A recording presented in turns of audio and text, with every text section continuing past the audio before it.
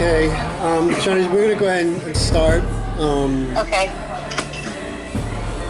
So, we're here with Melissa Knight and her father, Tom Knight.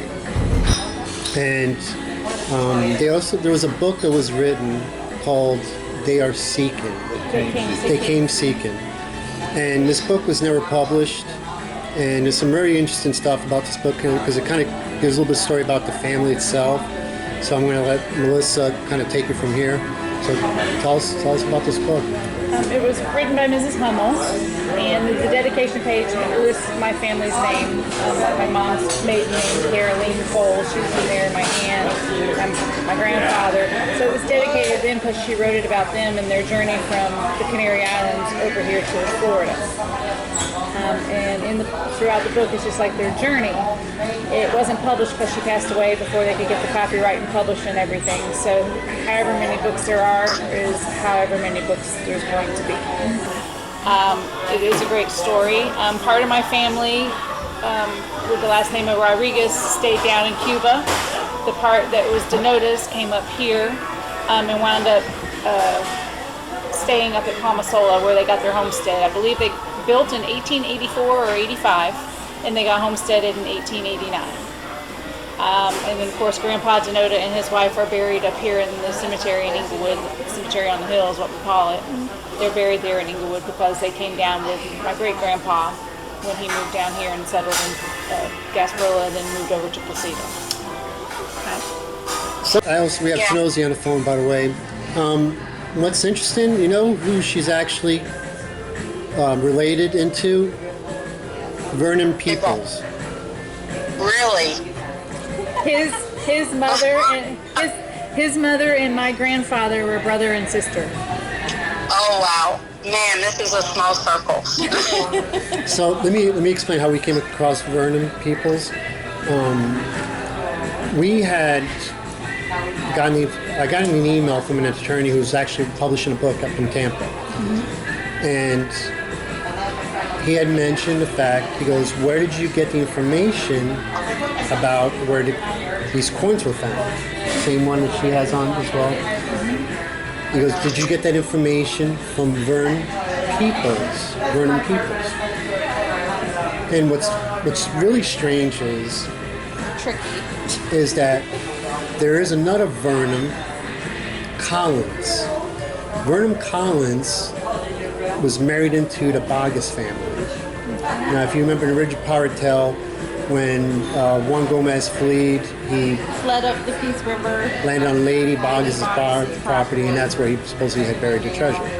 So we had found the Boggess family. We got a hold of Vernon Collins. What Vernon Collins had told us was that they had found it. 3 men had found it. When they went to get the second one, they couldn't get it out. It got dark outside, so he staked it. They went back. The next morning, they couldn't remember where the heck. They couldn't find the stake. They couldn't remember where it was. So the other 2 are still sitting there. So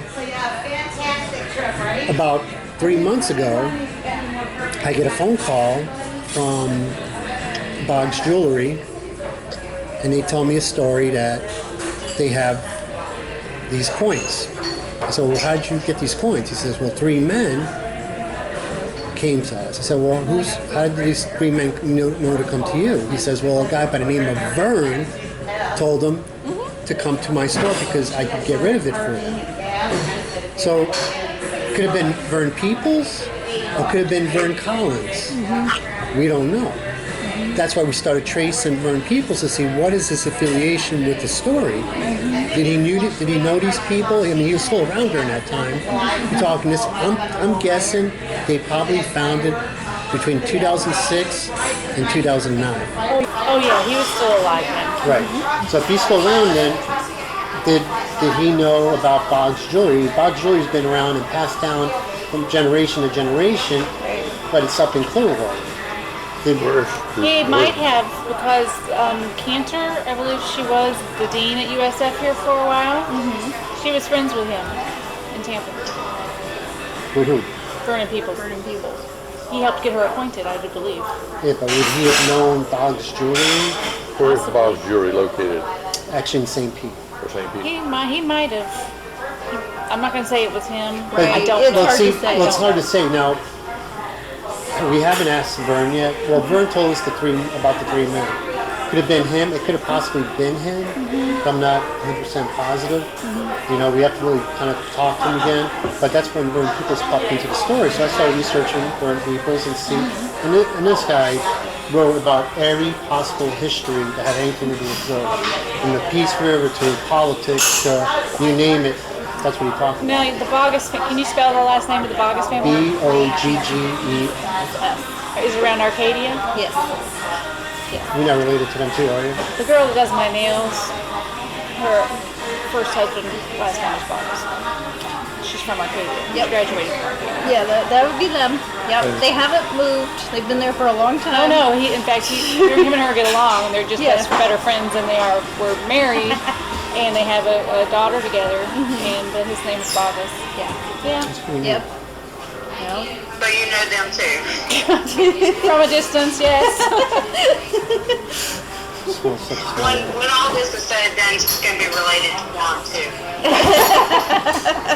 Well, in the book they came seeking, it states in there that when the denoter that came up, one of the first people they met was Juan Gomez.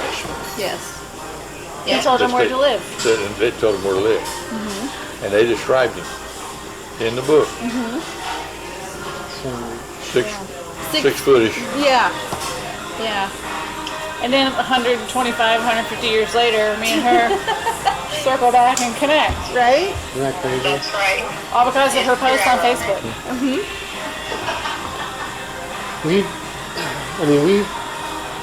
We try to hit from every angle. We hear a story. You know, the whole thing is this: we don't know if it's real or not. So that's why we always look at it. Anything that people tell us, we have to look into it because we don't know if that was really passed down. You know, hearsay, but it might have some truth to it. I always told that any tale, there's always got to be some truth because how did that tale come up? So somebody had to have thought of something to. Well, there has to be some. There has to be a lot of stuff in this area because my father-in-law was constantly having treasure hunters come and talk to him about locations. They had maps and stuff. Well, over time, things changed.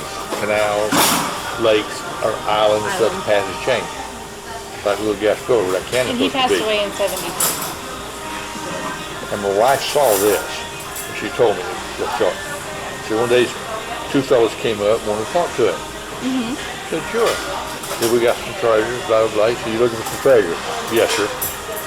Then you got the map out. He said, well, that's this, and this, well, this shape a little different. He told him about where they were looking. She said about 4 days later, they called up, wanted to take them to stop by the house between 9:30 and 10 o'clock at night and see him. We didn't have cell phone back in those days, but it's hot. But they want to stop by at night. He said, yes, he was him, his wife and two daughters, but he had already met them. He knew them, so he said, okay. She said, they come up tonight, and they said, the reason we want to come here tonight and show you is because we want to show you we did find something. She said they had a sword, said it was about that long. And there's supposed to still be that handle still out there. Yeah, well, they had a sword about that long, it was all encrusted. She said they had some coins. They had a gold cross. She said it was probably about that long, but it had jewels in it. Wow. And it was all encrusted with growth and stuff. Did you actually see the sword? No, No. my wife did. I was about to say, supposedly, we heard about the sword being found. And Yes. what's the part at the end called? The handle. But there's a name for it. Anyhow, supposedly that piece is still out there. They say if you find that end of the sword, the treasure's buried right next to it. Okay, well, there's also a tale here, the cannon that my grandpa kept netting. It wasn't just a one-time netting, it was a nuisance. Times. The fable is, he marked it on a map. I don't know if my grandmother still has the map. But the fable is there's supposed to be two cannons, and where they cross, that's where the treasure's supposed to be. And also they say the cannon is a brass cannon because it was in the past and that sand was even polished up.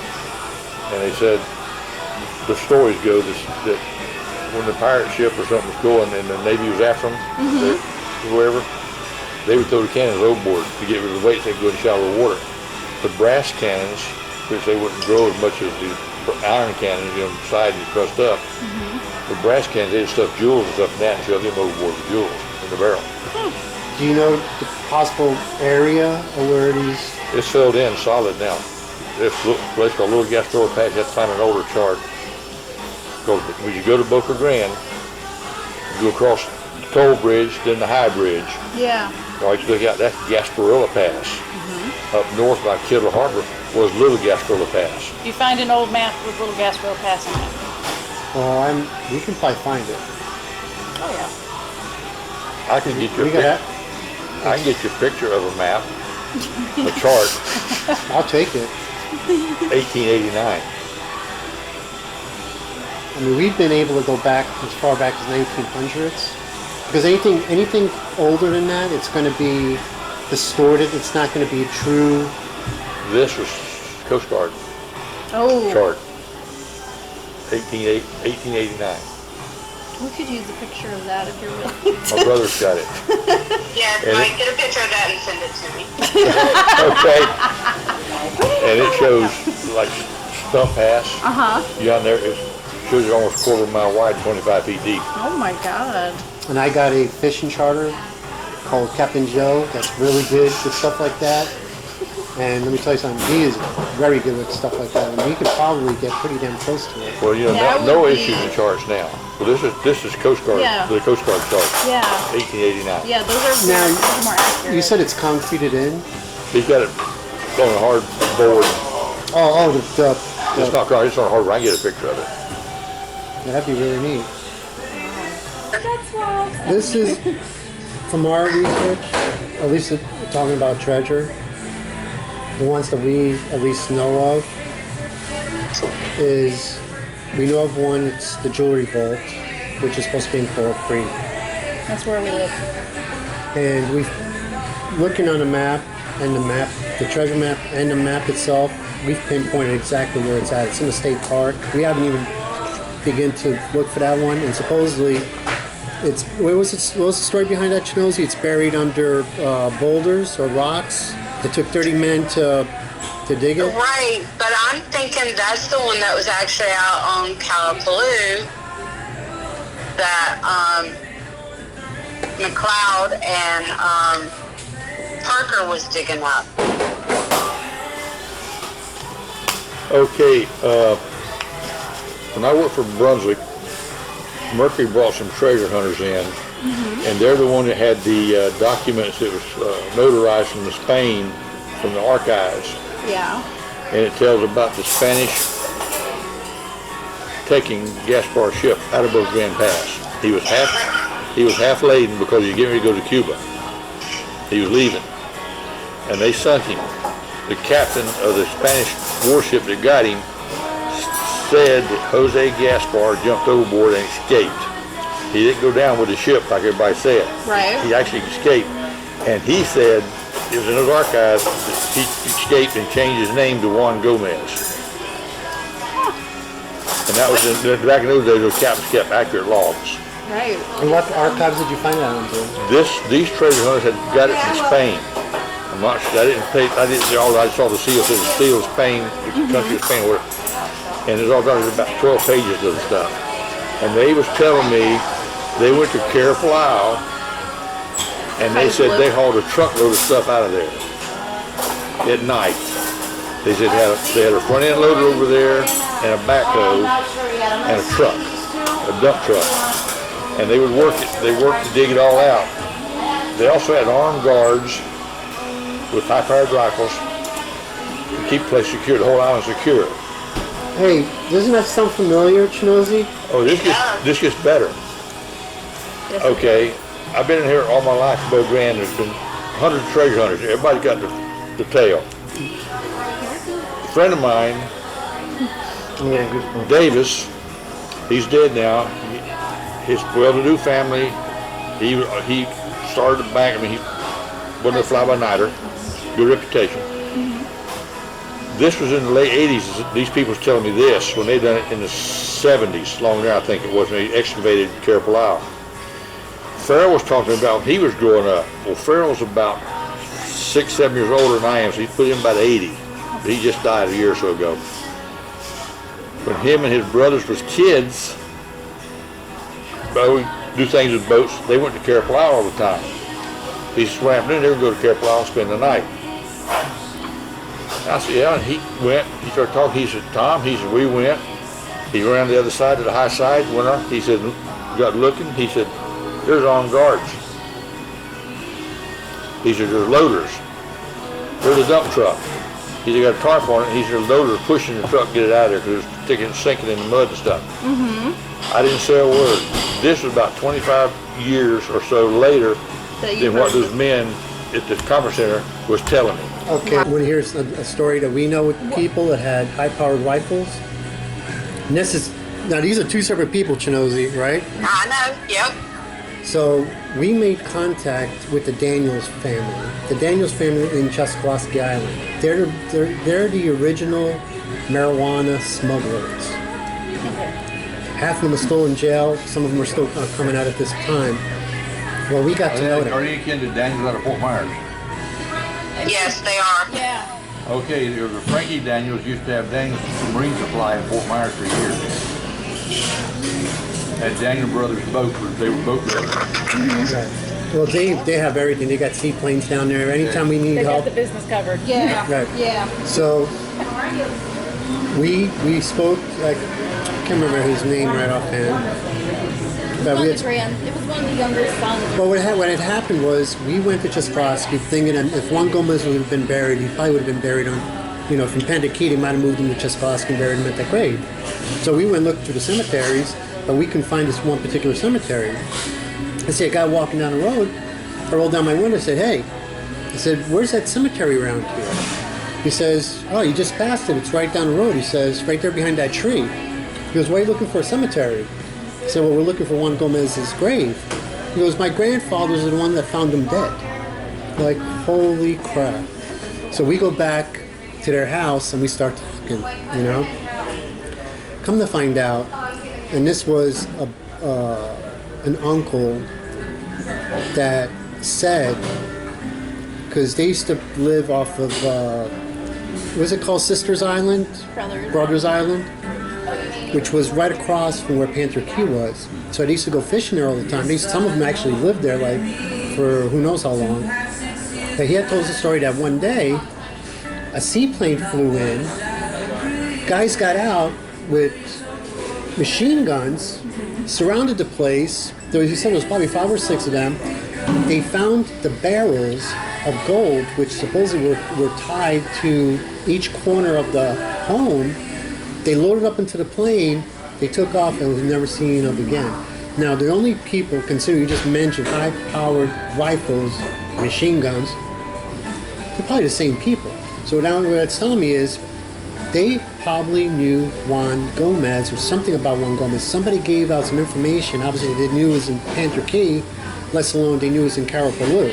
So there's some ties that those are probably both the same exact people. Yeah, and Mo said that happened in 1940s. That what time? What year? What year? These men there that were down, they had been doing this in the 60s because they weren't that old. Well, he wasn't sure. Remember, he said it could have been between the 40s and 60s. He wasn't sure. That's when they did Right. it out. But in 71, 72 along there, I'd been sure about it.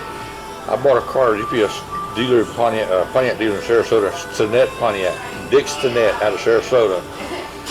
And we got talking. He said, come here, I'll show you something. Took me to his office, shut the door. Opened his desk drawer up, and he pulled out a handful of coins. Him and 2 other men had bought Carapel Island. Oh, they bought Craig. Oh. They had bought it. And the deal was they were going in on thirds. Well, being typical, he was one of his used car dealers. He went in. He told me, he said, Tommy, I found a chest. He said it was about this long, about that wide, and about that high. What was it made out of? Do you know? He didn't say. He said it was a wood chest. That's all he said. He said that it's about high. He said, I still got over half of it left. Now, we're talking 70, 71 time frame. He said, I've still got over half of it left. He said, I've got $168,000 sold already. Now, were they gold and silver, or were they cob like this here? It's not, they're all cotton. These were But are they silver. mixed? They was, Pure silver? I guess they look just like that, but Could've been this. he had them there, like he had about a dozen in his drawer. He had them up. They were just been brushed off pretty good, but there's still a bit of junk on them. There was junk on them. And they came off Careful Eye. What's weird is these here that we got from Boggs Jewelry. That one, which says 1760, was labeled Placida. Yeah. So I'm wondering if that was found in Placida. But these were both green. I mean, we literally had to clean these. You know, these were cleaned up about maybe not that One of good. the holes in Coral Creek is called the Gold Hole because it was dug looking for treasure. Hunting for treasure. It's right behind our house. Well, So would they consider Calaboo, Placida area? It's possible because it's Gasparilla sound, but they call it Placida sound and everything else. let's see, the story that we heard, that part in Coral Creek, supposedly that's where there's supposed to be where this treasure was buried, and this they call it a treasure trove. It was supposed to be by the old post office, the original post office. We believe this where the bunkhouse was, but then they moved the bunkhouse somewhere else. Okay. The bunkhouse is up at the intersection Yeah. of... Right. All right. The post office was down by the fish house. The original post office where it was an IGA store. So it's closer down by the water? Yes, sir. Okay. Now, Mike, I had sent you a picture earlier. Did you get that? Yes. Okay. Will you pull that up if you can and let them look at that? Okay. Stories I had heard was that at the end of the road, Okay, so that's Placida Road. right, okay, the road to Englewood came to a stop at a house or a store that served as a store and post office That was my great-grandpa. prior to the bunkhouse. Now, So, that would have been you before... know when- Yeah, that's where it had to. Okay, well, that's interesting because Unless it's the post office, railroad post office. Walter Galt, which married Aunt Louise. my father-in-law, which is her grandfather's sister, Louise Cole. Walter Galt married. They had a house there, and there some people came a couple times to him, and it was down by the water. You know, the house still there, and they wanted to move the house, excavate the properties, Illinois. and put the house back like Got it to see was. my new grandbaby. He was born while I was up there. And they said they'd cover all the expenses. They were looking for treasure Yeah. there. They told them what they was looking for. They said, but they wanted to move on the first. Move the house. the whole house. I got Aunt Louise's house or Yeah, for... Louise's house. Okay, that's the two-story house that's still there. Did they ever find anything? They never move it. Oh, they never got to move And it. that's where because they said that the treasure they was looking for supposedly was Louisiana Purchase. Right? But then in the hole in the creek behind my house, that's where they said Louisiana Purchase is. Well, hold on.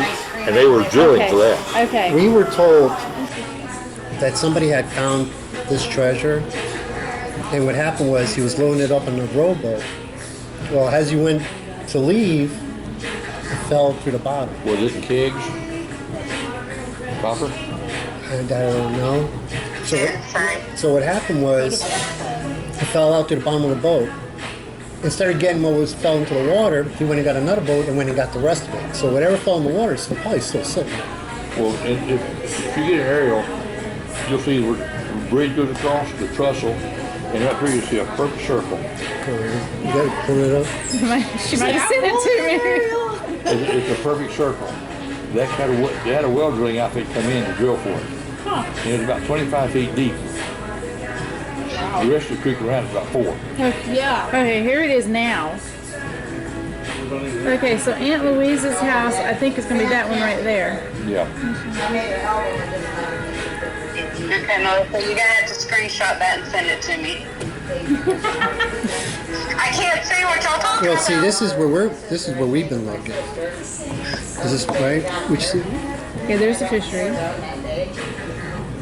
Well, the fishery used to be right here. Right. Okay, so this is since the construction. Yeah, Or now it is. construction. Right, wait, back up, in here. I can see, well, that's where the fish house was, right? Yeah, that's fish. Oh, that's, Okay, so the fish house would have been over here because there's the dock to the restaurant right there. okay, yeah, all right, here, that's the bay. I can think now I know where I'm at. All right, their house was right along here. That house is right there. This is the current picture in it. Yeah. All right, that two-story house is right here. And they still live in it? It's still, no, it's empty. Your Has anybody grandson- checked around it? They wouldn't know. There's nobody in there doing that. Yeah, her grandson lived in it until he sold to these people. Okay, and then See, we've been looking. Go ahead. Okay, there's the bridge. there's the trestle. That's, That's Mercury Shed. okay, that's the canal that goes to our house right here. Okay. Boy, you're that close. Is that our house? You didn't find the treasure? There's gator. What I read from those fellows that had the treasure hunters, they brought in the Heifer Mercury from Spain, and then that newspaper article says, if I read it, Uzeppa, which Uzeppa is spelled U-S-E-P-P-A now. Right. Used to be U-S-E-F-F-A, Uzeppa. And it was supposed to have been after Jose Gaspar's wife, woman, whatever you want to call her. Right. Her name was Uzeppa. That's where he got the name Uzeppa. And there was an article that was in there, sorry, a newspaper, the Fort Myers newspaper showed it, picture. On the docks and sand, tracks in the sand from the dock. Uzeppa, around here where the yacht marina and stuff is, Yep. that used to be the service dock.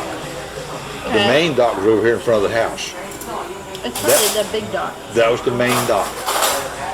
It was in front of the house. That Yep. was Baron Collier's house, Right. Yep. okay? We stayed there. And the Mr. and Mrs. Collier went to town. All we get is by boat. They told their son, we may be back in time. If not, we'll be back tomorrow morning. Well, that night, the son heard a boat come to the front dock. Of course, we're talking in the 40s or 30s even. He said, they heard the boat. Nobody came. So he took a walk down to the dock, thought maybe they needed help or something. Didn't see them, so he come back to the house. Next morning, the parents came around, they came to the service dock. They had got supplies and stuff. And he told them, they walked down to the dock. He said, when they get, this is in the article, so when they got to the dock, they could see sand on the dock and see footprints off one side of the dock going off. The main dog? The one out the front of the hotel, one out front of the house. Yeah. Yep. The big main one. Yeah. Going, it didn't say which way, it said leaving the dock, walking down the beach. Yep. Well, the sand on Uzeppa is white because Baron Collier didn't like to have to haul his kids back to the beach every day, so he had them bring beach sand in. That's why it's white on that island only. And they followed the footprints down Yeah. to the base of it, and it showed a big tree, like a big banyan tree or something. It was a big tree, and it showed it had been dug out, and there's skid marks. They dug something out flat, and they found a couple 3 gold coins laying there. Like they pulled something, opened it up, a couple fell out. It was in the dark. Next time we're going, we'll check the whole island. And then it showed them walking back, and the footprints are walking this way, coming back. Before they kind of close together, kind of in and out behind each other. This way they walk parallel to each other. Carrying something in the Carrying middle. something. And it said there's a place on the ground, it was flat on the ground, and up on the dock there's some sand, kind of Yep. outline of a thing. And they heard the boat leave, and that's what they found next time they come up. See, I knew there was a reason why we became members of these Septa Island clubs. Is for me to go back. I knew that was the reason. Hey, even if I can find one coin, All right, I'd be happy. this woman, she's still out, Stella Ferguson in Tampa, is the one that owns Mundungo. That island. Right, that's the one just, when you're on the north end of Uzeppa, you look Yep. at that island there, Yes. that's How big is, Mundungo. I mean, is it a big island? How big is this island? Is it bigger than Septa Island? No, it's about 4 or 5 acres is all. But it's one big hill. Are you Interesting. are you close to them by any chance? I used to be, 'cause I used to fish her dad all the time, and I heard everything Does else. anybody live on this island? He usually has a caretaker. I don't know if he has a caretaker or not. But if you get hold of Stella, if she's still alive, like with You Stella think she'll let first, us look? Though? it's possible. It's hard to say. Wouldn't hurt to ask. But I used to fish him. He was tied in with the Peninsula State Bank in Tampa, Woods and Black and all them, on Tampa Electric and all that. He was Likes family. His wife was a Likes steamship. That's Mundungo. How do you spell? How do you spell Stella it? Ferguson. Stella Ferguson. F-E-R. Mandego. Mundungo. Mundungo. Local people are going to pronounce things probably a little differently than you're used to hearing. And Ferguson's Ferguson, I'm assuming? Okay, She's in Stella. Tampa. She was a lawyer. Have you heard anything about Lemon Bay? Anything being in Lemon Bay? I've heard a little bit, but not too much. Is that, since we've shown you these maps, I want to go a bit about where these maps came from. And this was around the 1920s, 1930s. Actually, even prior to that, probably during the early 1900s, there was a guy by the name of Dr. King. What was the King's first name? Do you remember, Chinozy? John. Dr. John King. And it was a Parker. Oliver Parker. Do you know any of those names? Because they lived in Grove City to Coral Creek to Placida to Boca Grande. I mean, they were everywhere. But supposedly, that's who actually had drawn these maps, who the Juan Gomez had told them the different locations that they were at. Well, And they also said that one is the one who had drew the maps for them. I'm trying. I don't know if it's in the book or I think it was that archive stuff. They said that this Juan Gomez was supposed to be in a cabin. He said he had been a cabin boy on Gaspar's ship. But I'm not old-fashioned. Back in those days, a man that stood 6 foot tall or better was unique. He was no cabin boy. But Jose Gaspar, well, all accounts I've read about him, stood 6 feet tall. You got two men, same era, at the same place. So when we were talking earlier, we kind of set it off camera, so I'm going to go back through this, and then I want you to kind of fill in. So I believe Jose Gaspar is not real. And the reason I don't think he's real is for the fact that through sources, we come to find out that Mystic Crew had created the name Jose Gaspar to tie a name to the name Gasparilla. Now, we had researched Jose Gaspar. We couldn't find anything in Spanish archives, Portugal. There was none that we can say this guy really existed. But your theory was that he used to use the name Jose Gaspar and changed his name to Juan Gomez to flee. According to this thing here, because that Spanish archives, that lieutenant, or the officer in that naval ship's one that said that. I remember it now. What year did you see these documents? It had to be in early 80s. But he said he escaped when they sunk his ship outside of Bow Grande Pass. He's got away and changed his name to Juan Gomez. So I'm thinking, my own mind, you got two men, same era, same general time frame, both of them were 6 foot tall. It just don't happen back in those days. Right. And they said that Juan Gomez would go, he was hermit, stay to himself. He would come in monthly, every couple of months, something when he needed a bunch of supplies. He would come in, oh, here I found this, I'll pay for it. Let me get, I found this. Had a gold coin. Every time he came, when he had to get a bunch of supply, well, I found another gold coin.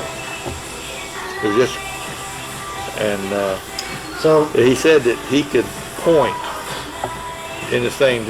Well, Juan Gomez says, I can't tell you exactly where the stuff's buried. You know, think about it. If he was Gaspar or whatever, he said, but you take me in a boat. He said, I can point to you and tell you where they went. He said, I can point the directions. He would say we're buried on this under this rock. He said, but I can point where they went. And that's what it said in that archive thing. So So Spain definitely has some archives on him. That's all were certified copies, had the Spanish seal on it, and they were certified copies. That's interesting. And you said you had a picture. I can get a picture of a chart my brother's got here Yeah. that the United States Coast Guard published in 1889, and it shows all the passes and islands and stuff. And what exactly was buried there? You said There's nothing buried up there. In Little oh, the Gasparilla, cannons, the cannons. in Little Gasparilla Pass is the cannons. So we got to find out where Little Gasparilla Well, Pass. this chart would show that. Well, like I say, it's 1889, and that's when the Coast Guard did hand soundings to get Yeah. the charts. Yeah. Which NOAA would be, had nothing to do with NOAA. yeah, which would be very accurate compared to now. Do you know anything about Panther Key? About any treasure there? Anything? I've heard there's supposed to be a number of treasures. I went and looked at Panther Keys, the one up here. Well, the thing that we kind of figured out is the same people that probably got the stuff that was in Carapaloo with the machine guns. They're probably the same people that went and got the stuff down in Panther Key. Yeah. What about Peace River? I've heard there's been some people up there, but they for some reason are afraid to go up there looking. They only go so far. We don't really get caught there. Well, the problem that we've had is we've been unable to tie Juan Gomez to the Bogus family. The only tie that there is the pirate tale itself saying that he landed on Lady Boggs' property and he paid her hush money, but that's it. Yeah. We haven't been able to link anything else, Juan Gomez, with the Boggs family. So we're not 100% positive that that treasure that's there that they found, was it his? I first thought it might have been Confederate gold, but this doesn't look like Confederate gold. No. So what other pirates would have came through that area? Well, another thing, back in those days when they paid them something like that, and they agreed to do it, their word meant something. You know, if they didn't do it, they'd kill them. You know, if he told them, paid them, and they let something out, they were dead. Now, you weren't told about any other pirates in this area. No. It was always Gasparilla. The only one I read about was when Gaspar was supposed to be at Uzeppa. He had his house up toward the northern, he lived on the northern end of it, so he could see Boat Grand Pass. That's probably where the old lady lives. Anything came up through the pass, Nice. he could see it. Okay? There was a black pirate, supposedly came in around Fort Myers Beach down in that area, around Sandoval, Knapp's Point in that area. He wanted to set up shop down there. Caesar, Black Caesar. Like Caesar Yep. or something. Yeah. He wanted to set up shop there. He sent word to Gaspar he would like to meet with him to work. And Gaspar, they said he was a man's man, he was a gentleman, he liked the finest of lace, but he was quick to temper. And this black pirate wanted to work, and he wanted to make just work a deal. And the deal was he would work like so much up here, Fort Myers Beach South. He wouldn't tread on Gasparilla's area, and Gasparilla used him for an alarm. If anybody came up from the south, you'd hear the cannon fire. Because only had 10, 12 miles down through there. Right. You'd hear the cannon fire coming across the water. Anybody, and he'd go out through the north. If anybody coming through from Boat Grand Pass, he could take off and head south. He'd hook up with a black pirate, they could take off together. So he was actually using him. I read that stuff he used that one. And you said that Mandongo. Mandingo is north of Giuseppe Island. It's just north Uzeppa, there's a channel goes around this way. It is. There's that island right there, on the other side of the channel. Maybe. Has anybody had any inclination of where Gaspar's ship supposed to went down outside of Boat Grand I Pass? have no idea. I've heard so I much. heard Over about- by Bull Key. I was told in the mouth of Charlotte Harbor. Well, according to that Spanish thing, well, they call it Mouth Charlotte Harbor. That is Charlotte Shore Harbor. Harbor, it goes up. from That is the Grand mouth of Pass. it. Boat Grand Pass is the mouth of Charlotte Harbor. And that Spanish archive said they sunk him outside Boat Grand Pass. And he was supposed to be half loaded because he was moving to Cuba. That means he was half loaded. He had half his booty. Nobody's ever found that ship. Nobody ever found the ship. I've never So, heard anybody talk about you're it. saying If you it's find the ship, close you to, might find a half load. so you might think it's True. close to Boca Grande. Well, they said they sunk him out of Boat Grand Pass.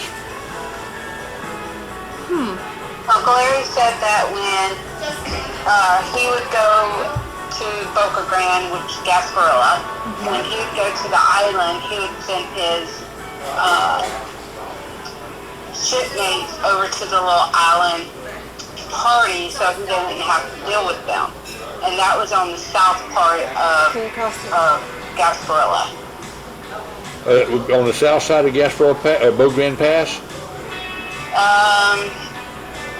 It would have been south side of Gasparilla Island, Okay, that's okay. but on the inlet part. So I don't know if there's a little island Yep. close to the bottom part there or not, but that's what my uncle said. Okay, well, you have Gasparilla Island. You go down to Bow Grande Pass and right straight across the pass, an island called La Costa. Cayo Costa. Okay, Costa. Yep. And then you go back in it, there's a basin, you go to a county or state I park. have a park on it. And then this little strip out here is called Ponta Blanca. You see this? And see, a lot of people don't realize that Boca Grande is the city. The There's- island is Gasparilla. Those are X's. And then the next island up is Little Gasparilla, X's. which is X's. Gasparilla Which is- Pass. Is in between. Let me see your pen. Yeah, whatever you want. That you bring it up. That you Do bring it whatever up. you want. All right, Would you like some paper instead of a napkin? that's fine. You got Boca Grande here. You got La Costa here. It dips in like this. You got Ponta Blanca here, like this. Your state park's there. Okay. Down here at this end of Ponta Blanca, there's some pilings sticking up Okay. where used to be an old fish house. Yeah. You come back up in here. This was a lagoon up in here. Interesting. They have found square nails, spikes in there, and skids, and old pieces of timber that used for sailing ships. But this actually makes a lagoon up here. It's a sheltered area. You can't see it unless you come back up in here. And then La Costa comes around this way, you go in here. But then it's probably about 10 feet of water in there. And nobody's ever checked. I know they found some square nails and stuff in there. And back in those days, they used use square spikes, they call them. You need to take him as a tour guide when you And want to then- find these places. Yeah, I'd love to take them. You are coming with us.